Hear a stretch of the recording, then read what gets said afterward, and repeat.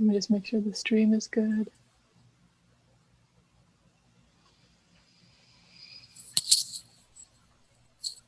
Okay, so now we're live. So hi everybody, thank you so much for joining us today, and thank you Dr. Talalenko for joining us after your emergency patient. We really appreciate your time. Thank you so much. Of course, thank you all for having me, both of you and dental shadowers and everyone watching as well. I do apologize for my late delay, but thank you anyways. There's no problem. Thank you. Of course. So should I just get going? Yeah, we can get going. Okay. Alrighty. Hi, everyone watching. My name is Dr. Anastasia Talalenko. I am a general dentist in Naples, Florida. I just graduated dental school in May 2020, so I'm a new grad. So I was once in similar shoes as you a couple years ago. I'm very excited to be providing this live session. I know how hard it is right now with coronavirus and everything going on to get shadowing hours. So it's amazing that you all are still taking the opportunity to do live shadowing hours as a way to still show that you're interested in this profession and that you're not going to let the pandemic hold you back. So this is still something that you can talk about on your dental school applications, that even though it was the pandemic, you still did online shadowing hours to learn about the field and to continue pursuing this profession. So a little bit about me. Like I said, I grew up in Naples. I work in Naples, Florida right now, but I grew up in Naples, Florida for most of my life. The biggest inspiration to me pursuing dentistry was both my mom and my sister. They are both general dentists, and they influenced me pursuing this profession. A big part of who I am, I'm a first-generation immigrant. My parents immigrated from Russia in their early 20s, and from their example, I learned that you can get anywhere in life through hard work, and that is a big part of how I got to where I am, is kind of maintaining that mindset that you really can get anywhere in life as long as you keep a positive mindset and keep the hard work mentality. And just a little fun fact, I played golf competitively since I was 7 years old. I played all throughout high school. I did not play in college because I put dentistry first as in regards to what university I went to. Very cool. Thank you. So how I got to where I am today, everyone has their own unique pre-dental journey. You can be 30 years old and decide you want to become a dentist, or you can be young, 10 years old and realize you want to be a dentist. So it's never too late. It's never too early. I knew I wanted to be a dentist since I was 10 years old. Like I said, my mom and my sister were both dentists. So I knew at an early age what I wanted my future to look like. So because I knew so early on, I took AP classes in high school to not necessarily get the college credit, but to start establishing my studying ethic and the college workload in regards, because I knew that's when it was going to be most helpful and most important to do well was in college to get into dentistry. So I took AP biology, AP physics, and all that really fun stuff. As far as the university, I went to Nova Southeastern University. I was admitted into the dual admissions program, which is an amazing program where I was able to complete I was able to complete undergrad in 3 years, but it also saved me a seat in dental school. So it was a little bit less of a stressor because I knew in the back of my mind I did have a seat saved for me as long as I kept whatever requirements I needed to keep. If you are in high school or your first year of college, I do recommend you looking into the dual admissions program and trying to get into dual admissions program. Different universities offer it, so I would consider that it is very helpful. I majored in biology in undergrad, as probably the majority of students do that pursue dentistry. You don't necessarily need a major in biology. I know some students in my dental school class, some were majored in art, some psychology, and some even theater. So you do not need to restrict yourself only to biology. It is helpful just because that major includes all of those classes that you need for dental school, but you definitely don't need to do it. You can still major in art as long as you complete all of those core science classes for dental school. So here are just some photos of me in dental school. The picture in the green scrubs was my first year when I first started picking up a handpiece and learning how to prep teeth. That's Nova Southeastern's sim lab. So it's very modern. They renovated it when it was my first year. They renovated it the year before, so it was fairly new. The middle picture is us practicing injections on each other in our second year. You do practice on each other, local anesthetics, so that's very fun and very nerve-wracking. And then the last photo is a dental missions or volunteer trip that I did after my second year, where we flew to Jamaica for about a week and provided free dental care to different communities in Jamaica. If you are in dental school or even in college, if you want to just go and shadow, I really do recommend providing free healthcare during your dental school years. It's an amazing opportunity to learn more than what dental school can offer. So I really do recommend it if you have the opportunity. And here's some more photos of me in dental school. The picture of me on the left, I actually have purple hair there. I had purple hair in dental school just for like a month, but that is me practicing endodontics in my second year. We practiced on real teeth at the time due to coronavirus. They probably only allow plastic teeth now, but that's me in SimLab. The middle picture is when we first started treating patients in clinic. So that was my kind of first week. I was excited to start treating patients. And then this is me finally graduating a couple of months ago and taking our composites. Okay, so as far as advice for pre-dental students, you will 100% doubt yourself along the way. I doubted myself the most in college and even in dental school. You know, you doubt if you will pass an exam or you'll pass a class. Just for example, I remember the worst class I took in my college years was organic chemistry. I hated it, and the first exam I took in Orgo 1, I pretty much failed it. I got a D on my first exam. And I thought my life was over. I thought I'd never get into dental school. I remember I would go out and have fun, but still be crying because I thought I was failing organic chemistry and my life was over. But the most important thing is that whenever you feel like you're failing or you're doubting yourself, you have to take that opportunity and adapt yourself. So even though I wasn't doing well in this class, I realized I needed to change my studying habits. I needed to adapt to this new way of thinking. And at the end of the day, I did end up completing the class with a B+. So it's just important that no matter what setback you have, you can still change that opportunity, just like with the pandemic, and you all are still shadowing through virtual. Use any setback, you have to transform it and do better. And it's the same with dental school. You're going to be a part of classes or learning things that you've never learned before. It still is difficult, but that is what the college years is for, is to help adapt yourself to that dental school mentality. Your friends, sometimes your family members, they'll doubt you too along the way. I had professors doubt me, saying, you know, maybe you should consider a different career if you're not doing well in this class, but you just have to stay true to yourself and remember who you are, remember what your dream is, and you will make it as long as you keep a positive mindset and keep working. And don't forget to have fun along the journey. College was my most amazing years. I knew how to balance well, not only studying, but also having a friend social life. So still have fun. Dentistry is not the end all be all at the end of the day. You still have to have a social life. And that's also still important in dentistry. You have to learn how to collaborate with other dental professionals. It's not like you're just treating patients 24/7. You need to learn how to talk to different dentists. You need to learn how to talk to specialists. So you still need to build a reputation and be someone that you can collaborate with other people. So a typical day as a general dentist, like I said, I just started in May practicing, but it has been amazing. I am truly living my dream every day, as stressful as it still is. I really love going to work every day. So as a general dentist, a big part of your practice every day is pretty much crown and bridges. That is a big part of every procedure that you do day in and day out. The next common is fillings. So if you see a cavity and it is not as big as you need it to be a crown, you will do fillings quite often. Extractions are also a big part of your day-to-day life, depending on where you're located and practicing. So if you're in a low economic area, most patients don't really want to save their teeth with a root canal. They're more likely to extract it. In the area I'm actually in Fort Myers. So a lot of the patients do want to extract their teeth. So it goes hand in hand with dentures then. I do see a lot of dentures in my practice where patients want to extract their teeth and then get dentures down the line.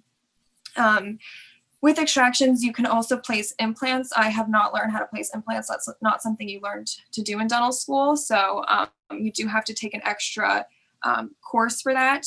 And you also have to build the patient base for that. Implants are very complicated. They're expensive because insurance doesn't cover the cost.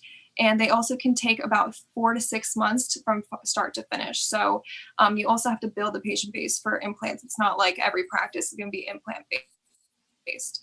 And then I put root canals last on the screen because, like I said, a lot of patients just like to extract their teeth in the practice I'm in. But root canals is a big part of general dentistry as well. You have to be able to enjoy and do root canals. And then in between, you do see a lot of emergencies. Like today, I finished my day with an emergency. The patient needed to extract a wisdom tooth because they were in pain. So on top of doing all these crowns, fillings, you will have emergencies that you have to balance, and also new patient exams. You have to be good at diagnosing and being quick on your feet to diagnose patients. So common complaints that I hear in my practice specifically is, for example, my tooth broke a couple days ago and now I am in pain. A lot of the time, patients' teeth will break and they'll take a while to come in until they're in pain. So even though it may have broke 3 weeks ago, it doesn't bother them, but now it hurts them, so now they're here today. Another example is my filling fell out. So a lot of the times it's either a filling or the patient will need a crown, and I need a cleaning. A lot of times patients just want to be established, and all they think is they need a cleaning, and then they do have other things that they need as well. So okay, and so now I'm going to go over a couple of cases with you. I actually just finished one of the cases today, so I'm excited to show them. But to start off, I'm going to show simple cavities. I think the screen quality is not the best on this picture. But here is 2 x-rays that are normal bite wings that you can take on a patient. And you don't really learn how to diagnose x-rays that well until you start treating patients in school. So I'd say about 3rd year, you start building an eye for actually seeing cavities and different pathology on x-rays. So here, I don't have my pointer, but the kind of white layer around the teeth, that is the enamel, that is the outer layer on teeth. And then if you go in, the kind of grayish area is the dentin layer, that is the underlying tooth structure under the enamel. And then the line you see down the middle of the teeth, that's a lot darker, that is the nerve inside the teeth. So if you follow the white enamel, you can see this darkening. It almost looks like triangles right in between the teeth. These are all different cavities. So in this example, this patient was a 20-year-old female. She was in college and she hadn't been to the dentist in a while, so she came in, and so she pretty much had almost a cavity on every tooth in between. So if you just go down and kind of catch your eye, you do see darkening in between each teeth, and these are all cavities.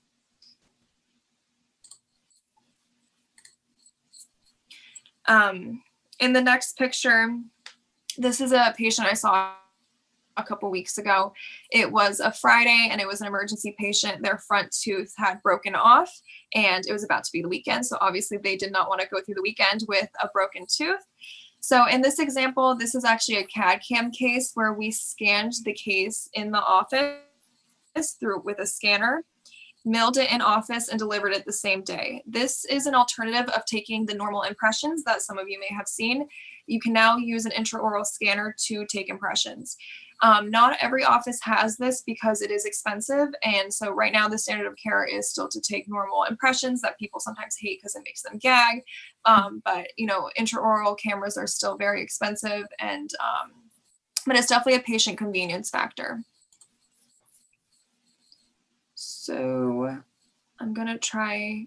Can you play the first video, Krupa? Thank you. I forget what it is now. I'm gonna play it on my computer too. Okay.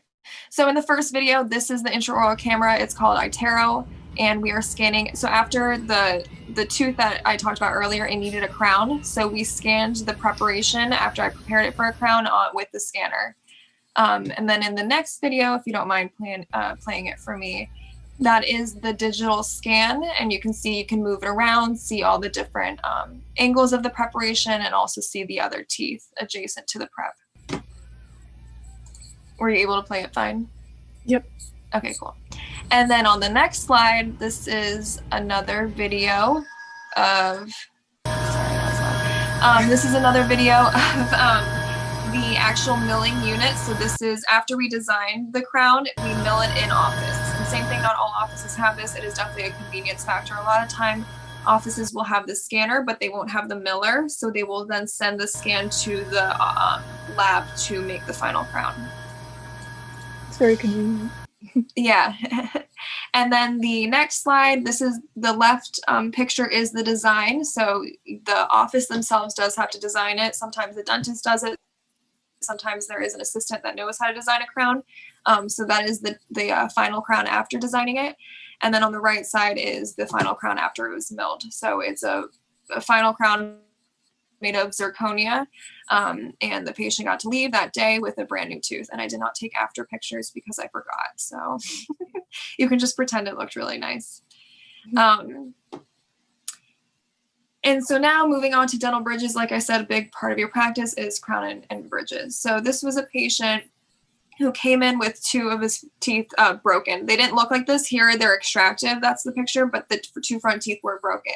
You can also see decay around all of his front teeth. So from his canine to his canine, the 2 front teeth, we planned for a bridge and crowns to match everything over and also to remove the decay. So here is the x-ray of when we extracted the teeth. This is before, so you can see he had 2 root tips left over with no crowns. So we extracted those root tips. We waited for the extraction sites to heal, and then we started the crown and bridge process. At the time when the extractions were done, I was not overseeing the case, but oftentimes I won't let the patient leave with just the extraction sites and no teeth. I will normally give them a temporary bridge, or sometimes we'll do a flipper for them just because I don't like them walking around with no front teeth. But I guess maybe in this example, the patient didn't care. His teeth had been that way for a long time anyway, so they just did the extraction and waited for the gums to heal before doing the final bridge. We also did 2 root canals on 2 of his teeth since they had large amounts of decay. So on the right side, you can see the finished root canal that I did on his canine, and then we also did it on his lateral incisor. So after the 2 root canals, this is the temporary bridge we made for the patient. So we prepped both of his teeth for crowns and then made a temporary. So you can already see from the temporary, we closed up the space. It's already looking nice. In this picture, you don't see, but the other 2 crowns next to the bridge were also prepared for crowns. So it's not included in this picture, but everything was all matched up. And then on the right side, like I talked about earlier about impressions, these are normal final impressions that you take in the dental office instead of a scanner. You use a combination of 2 different viscosity of impression material. And so you can see all 1, 2, 3, 4, 5 teeth prepped. 4 teeth prepped, sorry. And so I actually just delivered the case today. So if you see on the next slide, this is the final crown and bridges back from the lab. It takes about 2 weeks to get it back. And then this was the final result. The patient was really happy with it. He selected the shade. You know, you go over shades with patient because they are the final determination of what makes them happy. He hasn't had front teeth for a very long time, so he's very happy with the final result. They look amazing. Thank you. Yeah, he was really happy. That's all I care about, honestly, is that the patient's happy. And then on the next slide is just more crowns that I've done in the past. This is a front tooth crown that we did a root canal and then a crown. Same thing, a lot of molar crowns that you do in private practice. And this is an example of a bridge on the other side that I actually did in dental school. I didn't do in practice. And that's pretty much it. Another thing that I didn't talk about is I am a general dentist right now, but I was accepted into an endodontics residency program starting next July. So if you are interested in endo as well, you can definitely ask me questions about that. I love root canals and I love endo. So yeah, any questions, please feel free. I love doing this, so please ask any questions. Thank you so much. Yeah, You're welcome. You. We do have quite a few minutes. Yeah, we have a few questions I wrote down. Okay. So the first question comes, and it says, if I wanted to specialize later in pediatrics, would dual admissions programs be beneficial, or would it limit the time I have during undergrad for volunteering? So I don't think it really matters. To specialize, they mostly only look at your dental school years and what you did during dental school, what you volunteered volunteered in, how you involved yourself in whatever communities, in whatever clubs. It doesn't really, they don't really look at anything that you did in college unless it was something super significant where you did a huge fundraiser or something like that. But for the most part, only dental school really matters for residency. Thank you. You're What do you welcome. think made you stand out when applying to NSU? That was another thing I wanted to talk about in advice to pre-dental students. So because I was in the dual admissions program, I only applied to Nova because I had a seat saved for me. That is not the normal. If you are applying to dental schools, you have to apply to as many as possible. Even if you don't think you can see yourself going to that dental school, just give yourself the opportunity and the option to go to whatever dental school you may possibly get into.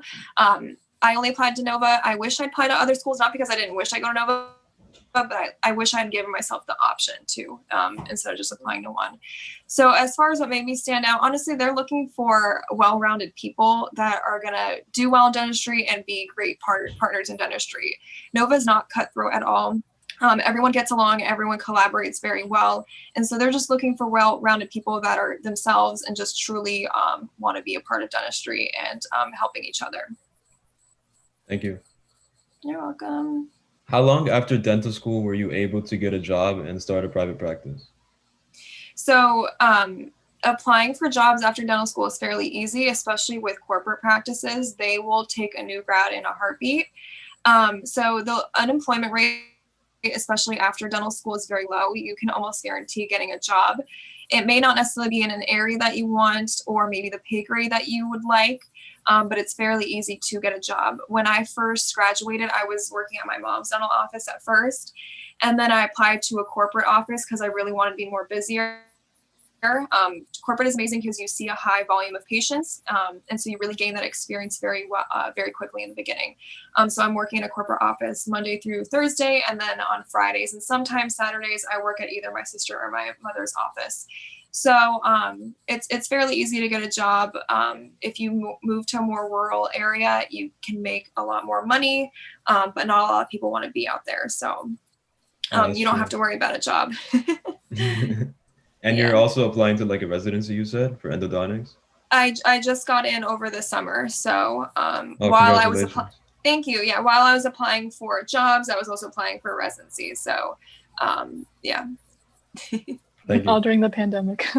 Yeah, it's ridiculous. So did you have to take the DAT for the dual admissions program? If so, how did you prepare for it? Yeah. So even with dual med, you still have to go through all the normal requirements for dental school. So I did take the DAT. Courses that I took was Kaplan test prep course and DAT bootcamp. I 1000% recommend DAT bootcamp. They are amazing. They know what they're doing and they know how to structure questions to train your brain for the exam. It is 100% necessary to do practice questions like DAT bootcamp, but as far as courses, it really depends on how you are and how you studied in undergrad. I took the Kaplan course only because I was an employee at the time and the course was for free. I would not recommend putting your money towards the course. For me personally, I did not enjoy it, but I know that some people absolutely love courses like iPrep Dental or DAT Destroyer. They're 1000% recommend it or crack the DAT. So for the most part, I use my own personal notes that I studied through undergrad and then also DAT bootcamp. But if you're looking for a course, please look at the other options. It's important with the DAT to do well the first time around. So if you need to invest money in courses, please do so because it's, if you don't do well the first time, you have to wait 3 months and that can really delay your application. If you don't mind me asking, how long did it take you to finish the DAT bootcamp program? So I didn't do a program. I just did their subscription where it just gave me practice questions and that was it. So 2 weeks before my exam, I just went through DAT bootcamp and went through all the practice questions, went through all the practice exams. I think now they offer some type of they offer videos now where it's just like preparation videos. I don't think they actually have a course where you sit in and have to take like watch a video with an instructor and stuff. But I gave myself about 3 months to study for the exam, but I also was studying it while I was in school in undergrad.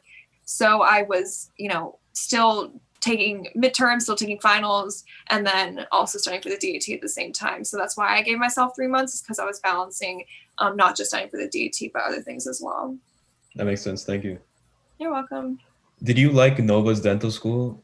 I am attending there as an undergrad, but I am having some doubts about it. And how was your experience there?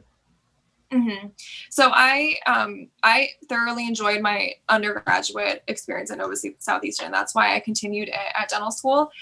I love the people at Nova Dental School. Everyone is very friendly. No one's cutthroat. Everyone's there to help each other and get whatever end goal that everyone has in mind. It is an expensive dental school, though. I remember even though the tuition is what $60,000-$70,000, there's still other fees like dental instruments and other things that they don't really list, that the cost of attendance ends up being way higher than you had anticipated. So I enjoy the environment, but it was definitely expensive, and so it kind of puts your mental health on a financial burden.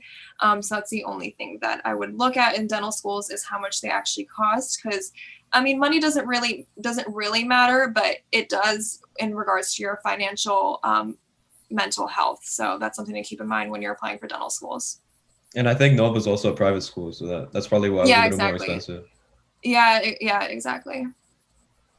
How many shadowing hours did you do in undergrad? Is there a specific amount of shadowing hours we need for dental school? So there is not a set requirement for shadowing hours at dental schools. I would say, I want to say I did like 50. I really can't remember. It wasn't this crazy amount, though. I obviously shadow at my mom's dental office because she was a dentist, but I also shadow at different specialties like ortho, oral surgery, peds. So I do recommend you shadowing at different specialties as well, just so you get experience of what else is going on in dentistry. And also maybe that's a specialty you like, what things you don't want to go into either. So I didn't want to do ortho. So point two, to shadow as many school personal statement, or during your interview, you have something to talk about, like, oh, I went to this dental office and learned this. So try and do as many hours as possible so you can gain more insight to talk about during your interview process. Sure, thank you. Did you have any withdrawn courses in undergrad? How does this look to admissions when you retake the same subject later? I did not personally, but it does happen. You do fail classes or you do withdraw. And like I said, just because one course has set you back, it does not mean that your dream is over. Dental schools do not like X you out just because of one bad course. At the end of the day, it's important to turn that around, retake that course, do better in that course, so that when you go to apply, there's an additional comment section in the dental school application. And when it asks, oh, what more should we know about you? You can talk about that experience. You can talk about, well, I wasn't doing well in this class because of whatever family issues or personal life issues, but I decided to retake it. I wasn't going to give up on my dream, and I did better. It shows resilience. It shows determination. So don't let, like I said, one withdrawal course or anything like that bother you. The other thing too is you can take a master's program after undergrad if you feel like your GPA isn't that well as you'd like it to be. It's 1 year. Dental schools love master's programs because it shows how dedicated you are to the profession. It is an additional expense, though. It's expensive. I didn't do it. I wouldn't recommend it, but dental schools do love it, especially if you feel like your application needs a little bit of boosting and to guarantee you a spot. Thank you. I'm sorry, there's a lot of questions. I hope you don't mind. No, I don't mind at all. I finished too early, so bring it on.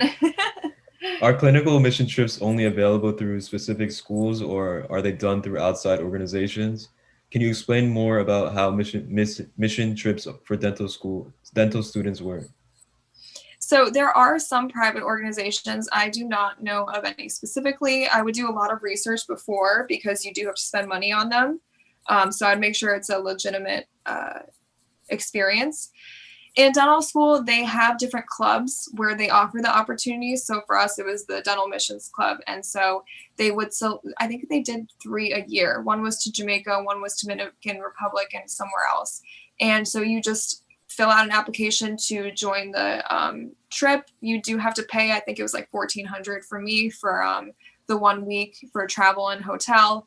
And it's pretty much set up through the school for the most part. It's a great experience to learn, and also you're with people in your class, so you're with like-minded people that want to help. So it's a really fun experience overall. That's cool. Did you perform or participate in any research during your undergrad years? Yes, so I did do research during my second year. I did it at Nova's Dental School. You do not need to do research, but there are some dental schools that are very research based, and they do look at this in your applications. It's also just another way to boost your application, and especially if you publish an article with your research, it shows that not only were you involved in research, but you were a leader in it as well. If you have the opportunity, I would do it, but it's not a deal breaker if you don't do research.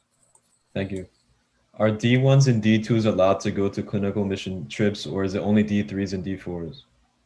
So it was only after your second year, and yes, it was only after your second year and third year you're allowed to go, because you had to be anesthetic certified. You had to pass the local anesthetic class. So how I showed a picture earlier where I was practicing on a student that was during D2 year. So once we passed the course, we were then allowed to go on the mission trip, because you are doing local anesthetic unsupervised. A lot of the time there's only 2 doctors and they're kind of walking around doing their own thing. So you still have to be competent in regards to the school and kind of representing the school. So yes, you do have to wait until later.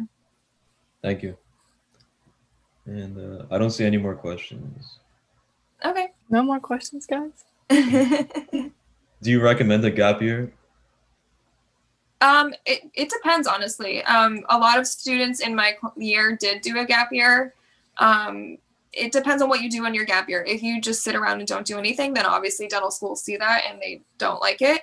But if you're working in a dental office, or if you're taking a master's program, or if you're retaking classes or taking extra classes, then it's definitely beneficial. It just really depends on what you're doing and making sure that it's something that dental schools will appreciate. Thank you. Mm-hmm. Let's see. I follow you on TikTok since you were a student. Thank you for doing this. Can you work as a general dentist first and then do a specialty? Yes, you can. That's what I'm doing right now. I am a general dentist right now, and then you can apply to specialty programs at any point. You can do it 5 years into working, 10 years into working. So you can just do it at any point. I just applied during my first year. So yeah, it's never too late. You can also apply after your 4th year without any work experience as well. Thank you. You're welcome.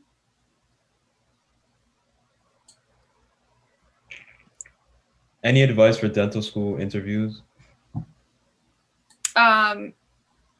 So yes, interviews depend on what school you're going to. For example, Nova's is very casual. It's very conversational. They just want to get to know you. I know there's schools that are more,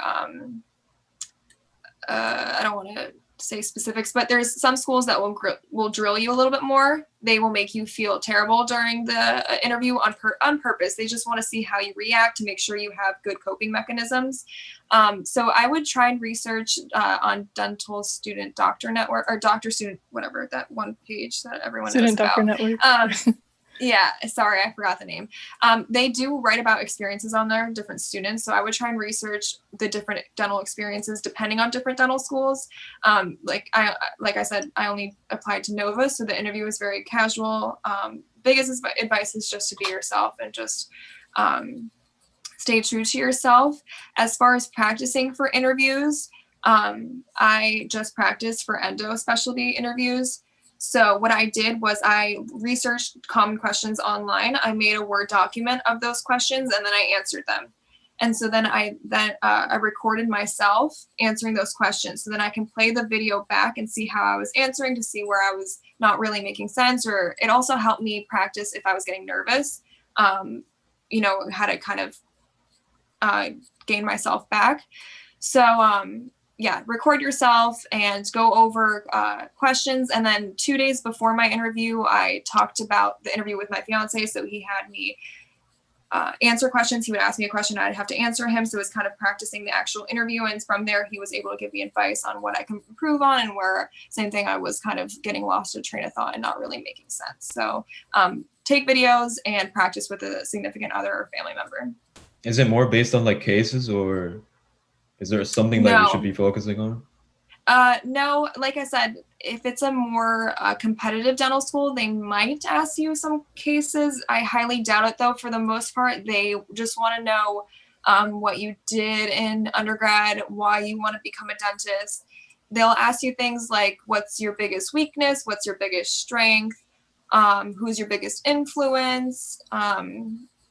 Name 3 words to describe you. So those are all just general interview questions that you should Google anyways and prepare for in case that they ask you that question. Thank you. Should a freshman biology major who is currently struggling in Calc 1 and won't be able to achieve a 4.0 this semester consider a different major? What's their major? They said biology? Freshman biology major, correct. Okay. So calculus is required by some dental schools, but not all. And then I think it is sometimes required in the bio major. To be honest, calculus only really matters for the course. And then after that, it's not even really on the DAT. So I wouldn't really let calculus be your determining factor. Just try and get through it. And then after that, you really don't ever have to think about calculus again. So if you have to retake the course, do so, but it's not a big stressor, as bad as they sometimes try and make it out to be, all these different courses. You never think about math ever again. So just get through it for the purpose of what they need. And then that's pretty much it. Thank you. I hope I answered that question. That was perfect. Are dentists mainly self-employed, or can they work in hospitals? So for the most part, dentistry is in a private office. You are working in a closed off clinic, not in a hospital setting. If you go into oral surgery, you can work in a hospital setting, and especially during your residency, you are in a hospital. You can also do a 1-year general residency program after dental school that is hospital-based as well, but it's not really a job. You're just doing it as another year of education, and you get a stipend. But for the most part, you just do it because you want to gain experience. So as a general dentist, you are not in the hospital. You are in a private office. How much does residency cost, and is there financial aid for it? So residency depends on your school. So I was accepted into a state school, so the tuition's a little bit cheaper. Same thing if you go to a private school like Nova, it can be about $60,000 to $70,000 a year, not including instruments, not including sometimes clinic fees. So it really depends on what school you get into. If you do a general residency, which is just 1 year, not a specialty program residency, you get paid a stipend. It's a very low stipend. It's not enough to pay your loans or anything, but it depends. There are also some specialty residencies that will pay you. I did not get into one of those, unfortunately, but because they're extremely competitive. But there are some specialty residencies that will pay you to attend their school. Thank you. Do you recommend being a dental assistant in undergrad? If you have the time to, yes, 100%. Can you do extractions yourself straight out of dental school, or do you have to do OMFS residency? So you learn how to do extractions in dental school. That was a big part of the mission trip we went on in Jamaica, is for the most part, you're just doing extractions. So you do learn how to do it. You start referring cases to an oral surgeon, the oral maxillofacial surgeon, when they're a little bit complicated. So for example, today my emergency patient, the extraction was very difficult, and I had wished I referred him to the oral surgeon because the roots were curved. So it's, for the most part, general dentists will do their own extractions, but if they see that it's a complicated case, they will refer to the oral surgeon. Same thing with endodontics. General dentists do root canals, but if it's a complicated case, they will refer it to the endodontist. It's the same thing, honestly, as family medicine, or a general practitioner. They kind of see everything, but they will refer to a gynecologist or to a cardiologist if they see something more underlying and deeper going on. So that's kind of falls hand in hand with general dentistry. What clubs were you involved in dental school? I was in the pre-dental club. I was in Operation Smile, and I want to say some research club. Try and do the pre-dental club, try and do healthcare related clubs, and then also do something that you think is fun, just to maybe get a leadership position. the important thing about doing clubs is not just being a part of the club, but also being like a treasurer or the president. It shows dental schools that not only were you just a part of the club, but you also had a leadership role, because they're looking for leaders at the end of the day in their school, but also in the dental profession. So try to be a little bit more involved in whatever clubs you're a part of. Thank you. What do you recommend we do during COVID as undergrad to better our applications? I haven't thought about that. I mean, I thought about this. This is obviously a great opportunity to do things like this. Try and get in touch with dentists. Try and shadow if you can, especially if you know someone, you know, a close family friend, a family member. I know it's really difficult right now, but doing things like this is helpful, and you can talk about it in your dental school applications that you did. Even though you were a part of the pandemic and you couldn't really shadow, you did do things like this because it does show a more competitive edge to you. That's the only thing I can think of right now. If I think of a better response, I will get back to you. That's okay. Thank you. Mm-hmm. Given the conditions of the pandemic, it's hard to find a job during gap year. Does it look good if you volunteer as a tutor and peer facilitate for a college class? Yeah, no, for sure. I just lost my train of thought. Sorry. I was going to say something, but no, definitely for sure. Try and do something that will look beneficial. You know, if you need to try and take genetics or a higher level science class to kind of give you a more competitive edge. I lost my train of thought, but I'll get back to that question. Anatomy is a good course as well. Yeah, anatomy and physiology, try and take those classes. Cellular and molecular biology. Those are all really, neurology, kind of all of those higher level science classes are really beneficial to boosting your application. For sure. Let's see.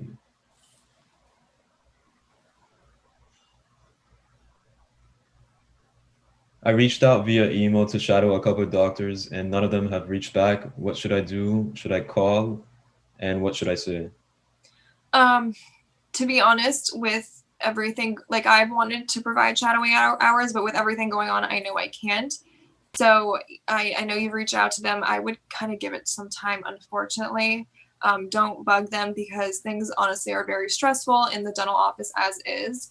And honestly, for the most part, dentists don't really care to help other pre-dental students out. The problem is that they're afraid of their patients being concerned.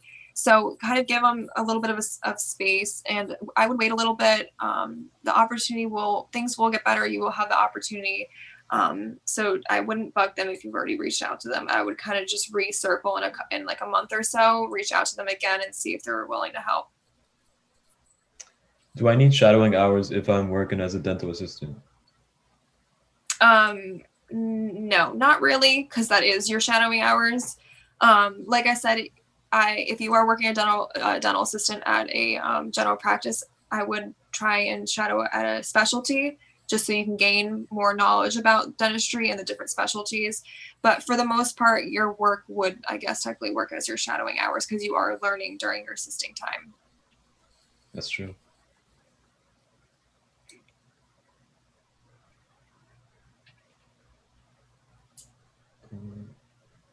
How did you get the research position at Nova's Dental School in your sophomore year? So I will talk about this more generally. If you have a science teacher that you connect with, that you go to their office hours often to talk about exams, I would talk to them. Be friendly with your professors. They can definitely help you out, especially with recommendation letters. You do have to ask about 2 to 3 teachers for rec letters. So stay in contact with them. And, you know, you will have to ask for a recommendation letter from them. So make sure that they know you. But like I said, if you have a professor that you're close with, I would ask them. They're always doing research. They always have an open spot, maybe not this year, but the next year. So ask them, say, hey, I'm interested in possibly doing research. If you have any positions available, please let me know. I'd love to help. So just kind of keep that connection open with them. Thank you. And I actually have a question. What do you think is like the hardest year in dental school? And also like, what is your best year in dental school? The hardest year in dental school for me personally was D1 year. D1 year, you are doing 90% studying and like 10% maybe some dentistry and sim lab. But for the most part, you are going from 9 to 5 to lectures and then studying in the library until midnight. We had about 3 exams a week on average in D1 year. I know. I would say 2, 3 exams a week. In dental school, so you're just going nonstop. You're going from one subject to the next. So I hated D1 year because I was ready to start practicing dentistry, and you're just not there yet. D1 year.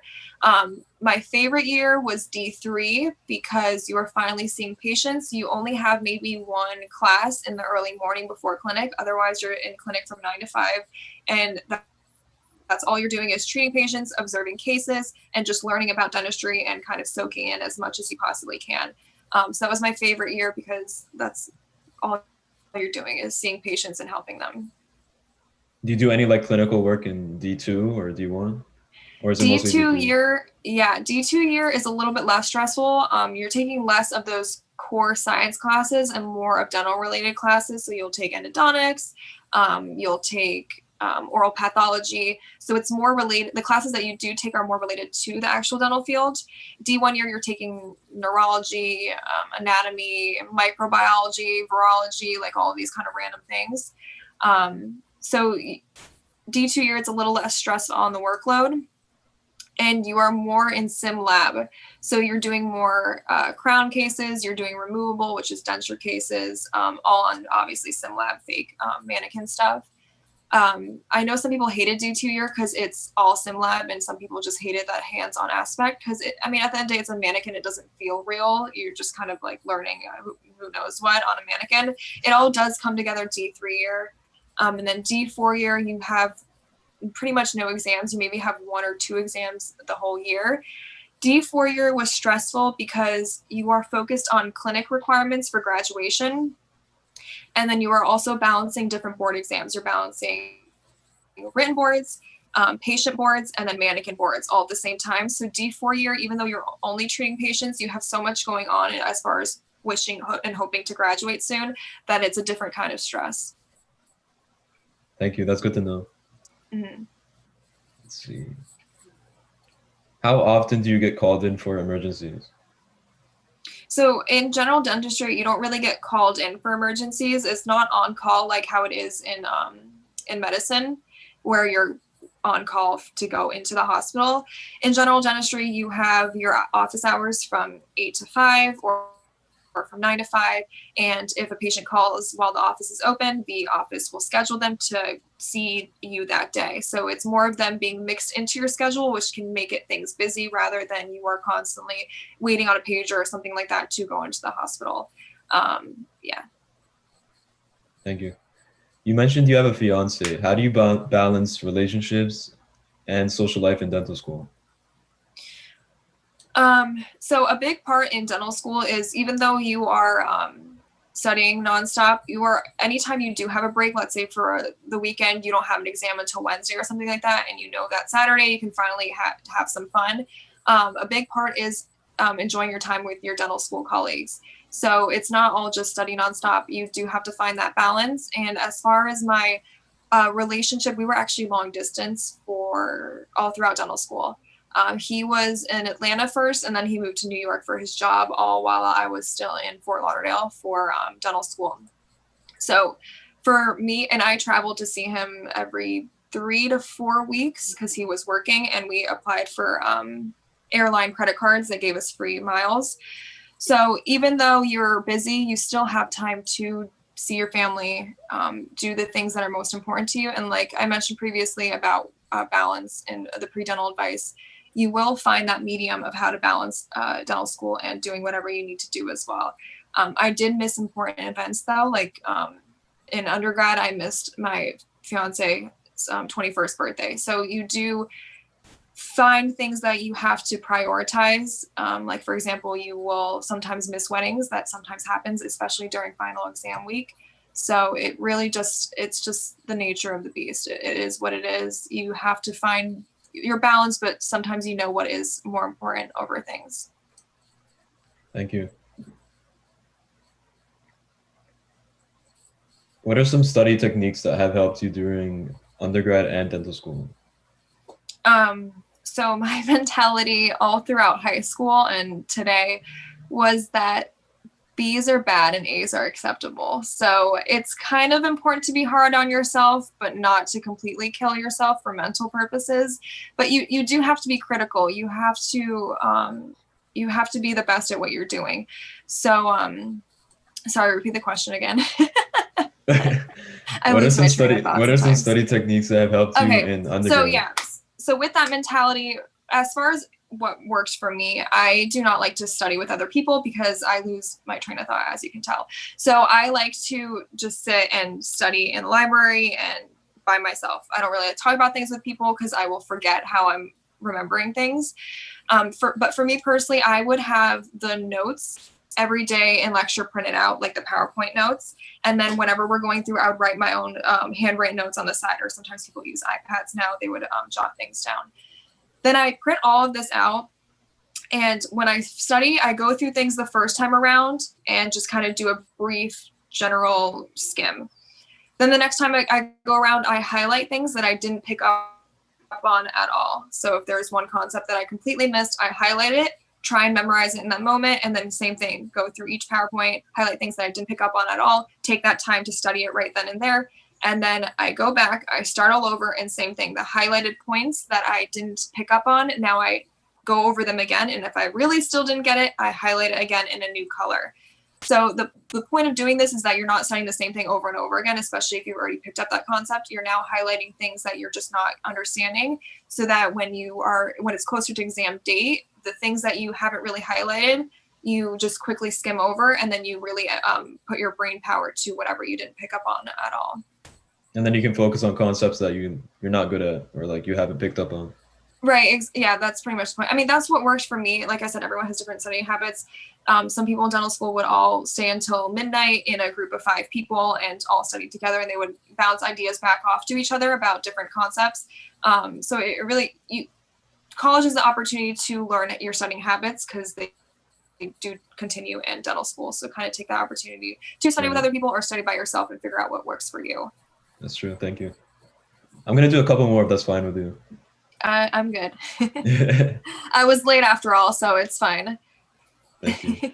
What is the timeline of a year in dental school? What's the beginning or end of semesters and or years?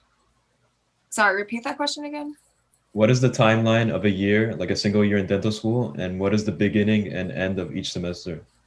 Okay, so dental school starts July of every year, so you are accepted December the year prior, so like 6 months before, and then you start that July. It's 4 years, so it goes from July to December, that's one semester, then December to end of May, that's another semester, and then May to beginning of July, that's your summer semester. So it is 3 semesters in dental school.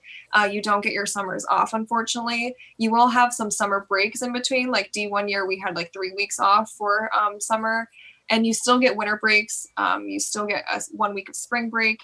So it is 3 semesters though. Thank you. My GPA isn't so great. Do you recommend going into dental hygiene school or post-bac for improvement? I would recommend post-bac. The thing with hygiene is that it kind of has its separate requirements from dental school, to be honest. There's different shadowing hours. And sorry, I lost my sorry. It kind of has its different requirements, and it does take the process a little bit longer. Even though you do 2 years of hygiene school and then practice hygiene, you still have to do those dental requirements that dental schools require. So it is kind of a different path. There was a girl in my class, she was a hygienist first and then went into dental school. So you can do either or, but I wouldn't say it's something to like boost your application or quicken the process. It's something if you really are passionate about hygiene to do, but otherwise I would recommend a post-bac program. I would recommend working at a dental office over jumping to hygiene, because you have to actually really like hygiene. So I think we have time for one more. So, Mhm. what GPA do we need to apply to dental school? So you don't need any certain type of GPA. The average GPA is about a 3.5, but you can apply with even a lesser GPA than that or a greater. If you have a greater one, obviously you feel more confident as an applicant. But if you have a lower GPA, you can balance that out with a higher DAT score. So it's not like, if you have a lower GPA, that's it. There's other ways you can balance a low GPA. You can have extracurricular activities that show that you're a great leader, or you can have a higher DAT score. So it's a combination of things. It's not just your GPA and that's all that matters. And vice versa. If you have a high GPA, you can maybe do not as well as the DAT if you're not like the greatest exam taker. But if you do want to feel better as an applicant, maintain a higher GPA and a higher DAT so you feel a little bit more comfortable. Thank you. All right. Thank you so much, Dr. Talalenko, for this wonderful presentation and answering all those questions. Yes, you gave really great answers. Guys, please go follow her Instagram and show her some love. Yeah, and TikTok, I hear. And her TikTok. Yeah, and TikTok. I've been slacking on my TikTok game though because of work, so I apologize to everyone that sees me on TikTok. All right, guys. I think Issa's gonna go ahead and post the I'll go post the attendance quiz, and so that's the end of this session. We have 3 sessions next week, so make sure to tune in next week. And thank you again to Dr. Talalenko for this great session. And I hope everybody has a great night. Thank you, everyone. Bye. Have a good one.